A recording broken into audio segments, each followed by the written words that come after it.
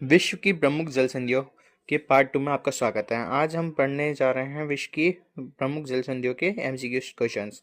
सो ए first, हमरुद जल संधि किन दो खाड़ियों को जोड़ती है? ए आनंद की खाड़ी और अरब सागर, बी फारस की खाड़ी और ओमान की खाड़ी, सी बंगाल की खाड़ी और अरब सागर, या डी मर्मरा सागर और कला सागर। इसका आंसर है फारस की खाड़ी और ओमान की खाड़ी। तो सेकंड क्वेश्चन आपके पास है, हमरुद जल संधि किस सागर से जुड़ी है? ए कैसियन सागर, बी अरब सागर, सी मरमरा सागर, या डी लाल सागर। तो इसका आंसर है ए बी इसका आंसर है बी अरब सागर। ठीक है। उसके बाद थर्ड क्वेश्चन आपके पास है, हरमुज जल संधि किन दो देशों को अलग करती है? ए ईरान और सऊदी अरब, बी ईरान और ओमान, सी ओमान और यमन, या डी कतार और बहरीन। तो इसका आंसर है ईरान और ओमान। चौथा क्वेश्चन आपके पास है, हरमुज जल संधि का रणनीतिक महत्व क्या है? ए ये तेल व्यापार के प्रमुख मार्ग है, बी ये यूरोप और अफ्रीका को जोड़ती है, सी ये प्रशांत महासागर और अटलांटिक महासागर से जोड़ती है, या डी ये लाल सागर और अरब सागर से जुड़ती है। तो इसका आंसर है ये तेल व्यापार के लिए प्रमुख मार्ग हैं। उसके बाद फिफ्थ क्वेश्चन आपके पास है, पाक जल संधि किस दो देशों को अलग करती है?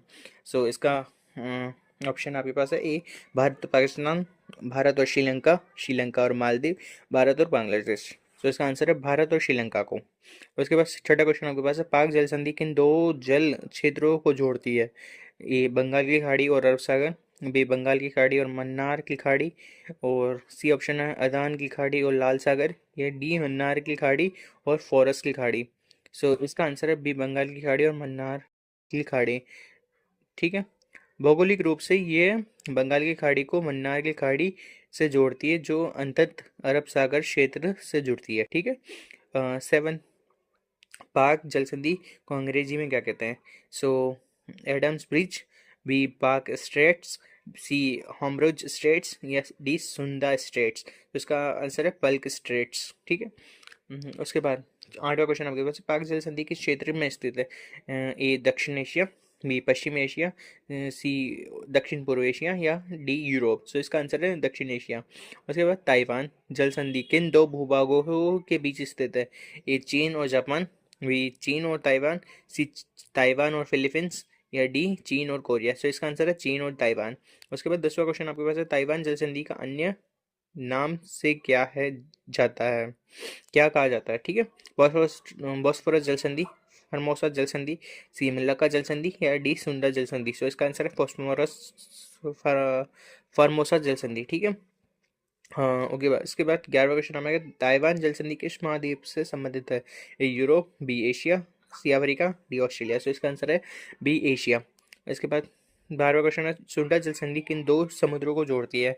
ए जावा सागर और हिंद महासागर, बी बंगाल की खाड़ी और अरब सागर, सी लाल सागर और अरब सागर, डी दक्षिण चीन सागर और प्रशांत महासागर। सो इसका आंसर है ए जावा सागर और हिंद महासागर। 13वां क्वेश्चन आपका, सुंडा जल संधि किन दो द्वीपों को अलग करती है? ए सुमात्रा और बर्निया, बी सुमात्रा और जावा, और सी जावा और बाली, और डी बर्निया और सेलेबस। सो इसका आंसर है सुमात्रा और जावा को। ठीक है। 14वां क्वेश्चन आपके पास है, सुंडा जल संधि किस देश में स्थित है? A Malaysia, B Indonesia, C Philippines, या डी थाईलैंड। सो इसका आंसर है बी इंडोनेशिया। इसके बाद 15वां क्वेश्चन आपके पास है, सुंडा जल संधि के क्षेत्र में कौन सा प्रसिद्ध ज्वालामुखी स्थित है? ए माउंट फूजी, या बी करकोटा, या फिर मोरोपी, या वेसुवियस। सो इसका आंसर है करकोताओ।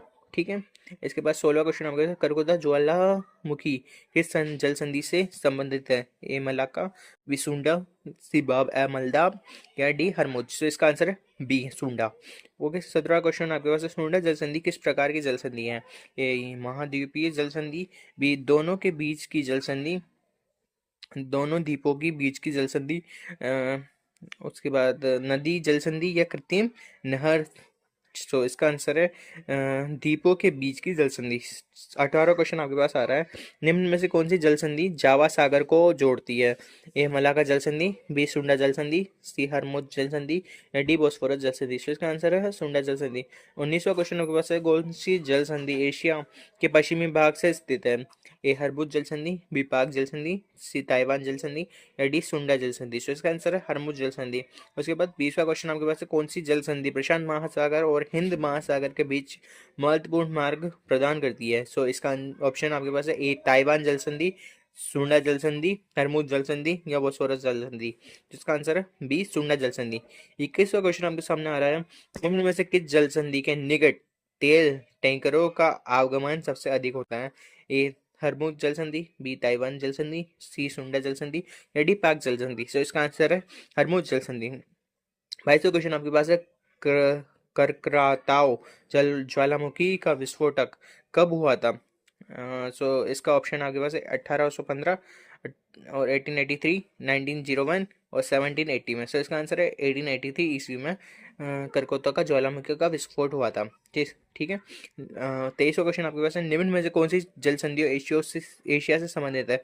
ए हरमुज पाक ताइवान सुंडा, बी जिब्रल्टर पनामा डोवर या सी मलाका हरमुज पनामा या डी डोनाडस सुंडा जिब्रल्टर। तो इसका आंसर है ए हरमुज पाक ताइवान सुंडा। ठीक है।